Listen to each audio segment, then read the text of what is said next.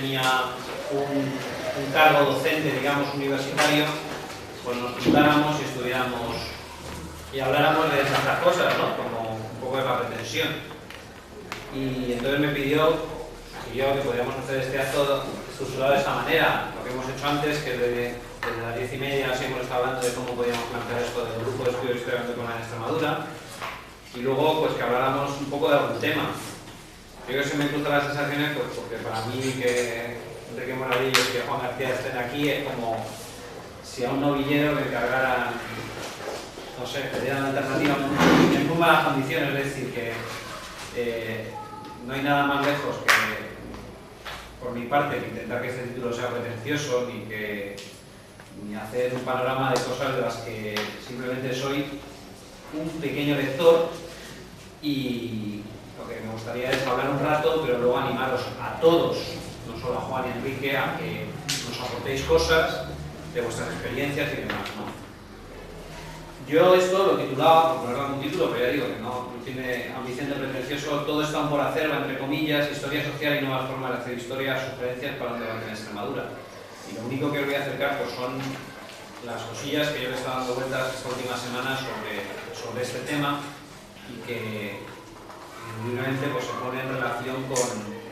lo que uno ha investigado o con las reflexiones que vienen después de esta fase en la que yo un poco me siento, ¿no? Que pues uno acaba de sacar un libro, pero eso no significa que se llegue al final de ninguna parte, sino pues sí es un cierto reconocimiento, pero precisamente a nivel intelectual, digamos, lo que invita más es a reflexionar sobre en qué se equivoca uno, dónde no está centrado, de qué pie cojea la investigación y demás, ¿no? Cuando decía todo estaba por hacer,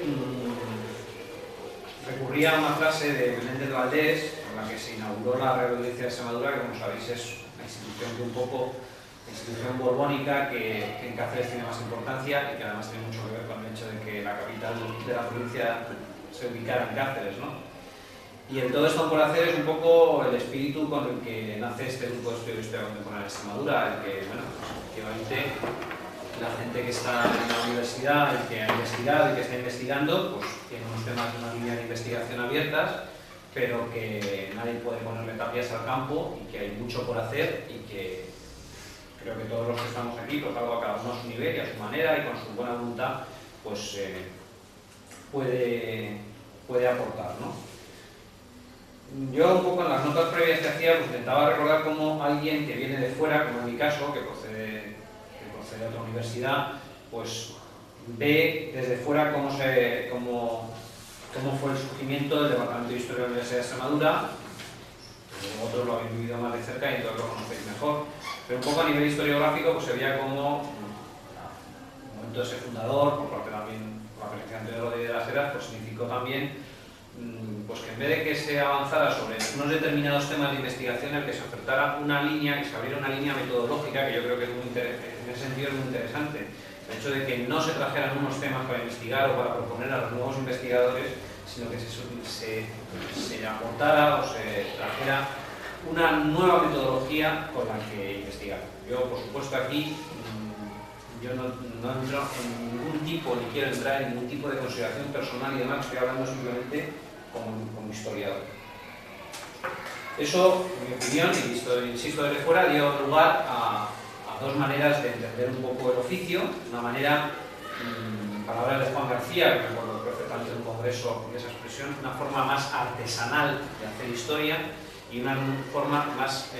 con ese enfoque metodológico más fuerte, ¿no?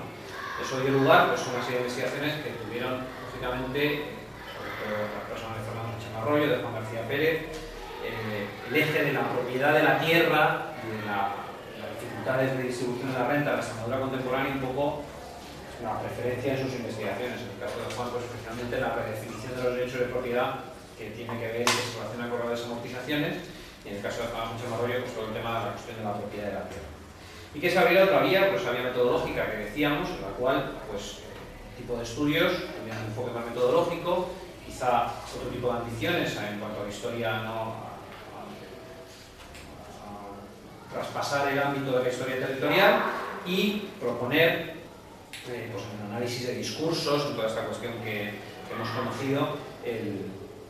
el trabajar sobre otros temas que no se conocían tanto desde un enfoque original, que también pues, podía tener sus propias limitaciones.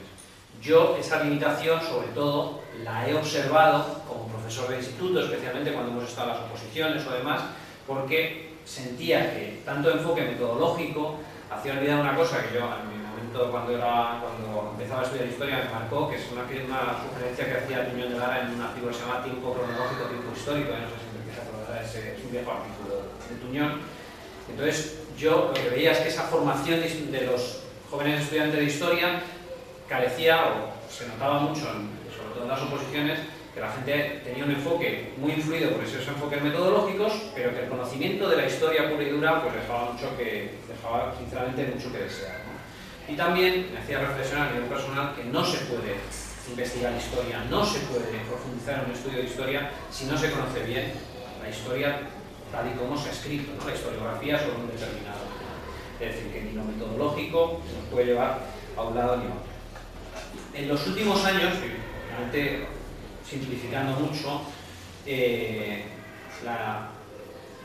esos estudios cada uno, digamos, ha tomado su deriva y luego existe pues, una nueva generación donde el tema de la memoria histórica tiene bastante importancia, donde el tema de la guerra civil, el tema de las guerrillas, el tema de la posguerra, el tema de la represión, pues está presente. Y el tema también, sobre todo, yo creo que se ha trabajado de una determinada manera, que es una exhaustiva recopilación de las fuentes disponibles sobre un tema. No olvidemos que Extremadura es pionera en una de las cosas que se podría consultar en el archivo de gobierno civil, cosa que en muchas otras provincias se está empezando a hacer ahora, pero sigue teniendo muchas dificultades, con lo cual se abrieron nuevas formas, desde luego, de hacer historia y de ver el fenómeno. Y realmente pues, también la aportación, el hecho de que nuevas personas se hayan incorporado a ese departamento de historia, como puede ser el caso de Enrique Moradillos, con un bagaje completamente distinto, donde el tipo de inquietudes pues, era diferente, pero que cada uno pues, son las obras de los historiadores las que hablan por sí mismos y lo que hay que ver, ¿no? Entonces, cuando digo todo esto aún por hacer, pues me refiero a eso, que efectivamente pues, se han podido tocar unos temas y demás, pero que a estos miembros del CEFEX, en todo lo que se quiera unir, porque el espíritu de esta pequeña asociación desde luego es abierto, pues desde luego creo que en esta frase hay que insistir y luego sugeriré a mí a nivel personal qué cosas me llaman la atención o pueden ser objeto de futuros estudios porque se marcan un poco en esa frase del todo está un poco. Pepe siempre que me ha llamado, siempre ha usado la denominación historia social para lo que hacíamos la gente que estábamos un poco, ¿no? Esto es Pepe en el tema, ¿no? Ni siquiera ha utilizado la expresión historia del movimiento obrero. Yo me quiero acordar de esa frase famosa de toda historia social, ¿no? Y un poco en qué situación está, porque es que parece que la historia social vivió una época dorada, esto es el efecto de los hijos pequeños próximos a los papeles de los padres. Vivió una época dorada en los años 80, pero un poco lo que leemos en las últimas revistas de historia, por ejemplo, el monográfico de ayer se titulaba Más allá de la historia social y hablaba un poco de la crisis del paradigma de la historia social. ¿De dónde partíamos? Un poco para los que a lo mejor estos temas no sean familiares, pues luego para muchos de los que estamos aquí, pues los primeros estudios sobre la historia del movimiento obrero, los trabajos tanto de Hobsbawm como de E.P. Thompson, es decir, todos los estudios sobre la historiografía británica, pues luego marcaron el comienzo de nuestra formación casi generacionalmente de muchos de los que estamos aquí. Después la historia social entró en una fase, desde luego, de auge, marcada por cierto grado de determinismo, pero en un momento dado, ya digo, sobre todo en los últimos 20 y 30 años, se ha producido lo que se llama un paradigma de la historia social. Un historiador que para mí tiene mucha relevancia en la reflexión sobre estos temas, como es Carlos Forcadell, un poco llamaba la atención a que en España nos gusta fijarnos en los debates exteriores, nos gusta hablar sobre esos debates, pero que a la hora de escribir historia quizá no plasmamos, no se plasman esos debates. Yo creo que en parte tiene razón, ¿no? En este artículo, en este recopilatorio de ayer, en el artículo introductorio, lo hace el profesor de Carmen de Canarias, el profesor Miguel Ángel Cabrera, y hablaba cómo se revisaba críticamente el modelo explicativo y cómo la historia social pues, se vio obligada, es un tema que algunos de los que están aquí pues, desde luego han trabajado, a hacer hueco a aquellos movimientos que eran pujantes en ese momento y sobre todo daban mayor relevancia a dos cosas, una a la cultura y otra a la libertad de acción de los sujetos